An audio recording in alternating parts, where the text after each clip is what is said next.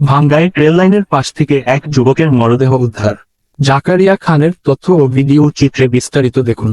ফরিদপুরের ভাঙ্গা উপজেলার ভাঙ্গা পৌরসদরের হাসামদিয়া রেললাইনের নিকট থেকে রনি শেখ নামের এক যুবকের মরদেহ উদ্ধার করেছে পুলিশ।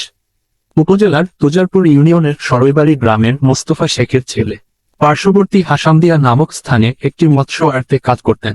বেলা 11:30টার দিকে তার মরদেহ উদ্ধার করা হয়।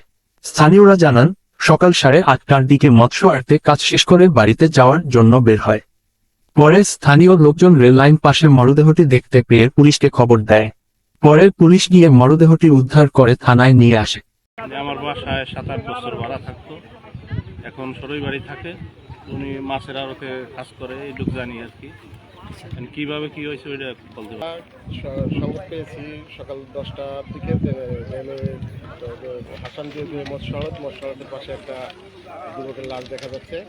রনি শেখ এবং তার বাবা মোস্তফা শেখ, বাড়ি তুজারপুর ইউনিয়নের সবাই বাড়ি।